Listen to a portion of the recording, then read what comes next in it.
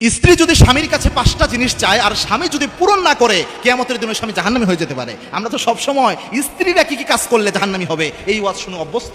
পুরুষদেরও যে বিপদ রয়েছে কিয়ামতের দিন এই জিনিস আমরা শুনতে চাই না, প্রচারও করতে চাই না। এটা মারাত্মক একটা আমাদের কি বলা যায়, এটা অনেকটা হীনমন্যতা। পুরুষদের জন্য খুব গুরুত্বপূর্ণ হুঁশিয়ারি আল্লাহ রাসূল সাল্লাল্লাহু আলাইহি ওয়াসাল্লামের হাদিসে রয়েছে। কয়েকটা জিনিস রয়েছে, তার মধ্যে 1 নম্বর হচ্ছে মহরানা। মহরানা যদি কোনো স্ত্রী দাবি রাখে তার স্বামীর প্রতি যে আমাকে দিতে হবে, আর স্বামী যদি এটা না আদায় করে তাহলে কিয়ামতের দিন সেই স্বামী কিন্তু জাহান্নামী হতে পারে শুধু এটার কারণে। কেননা মহরানা হচ্ছে আল্লাহর ফরজ বিধান। আল্লাহর কোরআনের ঘোষণা হচ্ছে ওয়াতুন নিসা সাদাকাতিহিন্নান নিহলা, সন্তুষ্ট চিত্তে তোমার স্ত্রীদেরকে তোমরা মহরানা দিয়ে দাও।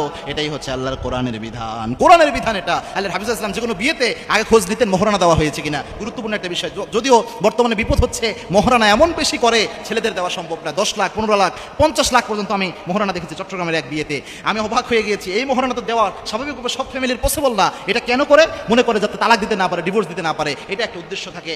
বিয়ের আগে যদি আপনার ডিভোর্সের চিন্তা আসে, ওই বিয়ে কেমনে টিকবে, কেমনে বরকতময় হবে, আপনি একটু আমাকে বুঝান দেখি। এজন্য এই কাজ করবেন না। হ্যাঁ, মোহর যাই নির্ধারণ হয়েছে, ছেলে ওই সময় যেহেতু রাজি হয়ে গেছে দিতে বাধ্য।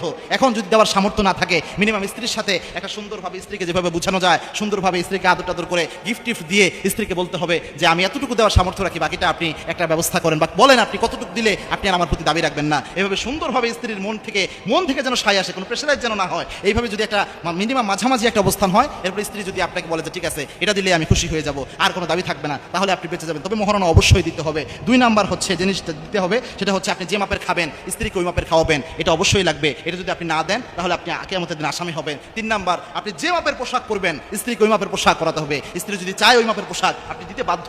না দিলে অবশ্যই আল্লাহ রাব্বুল আলামিন কিয়ামতে আপনাকে আসামি বানাবে। 4 নাম্বার হচ্ছে স্ত্রীর সাথে আপনি ভালো আচরণ করবেন, কটু কথা বলবেন না, প্রহার করবেন না।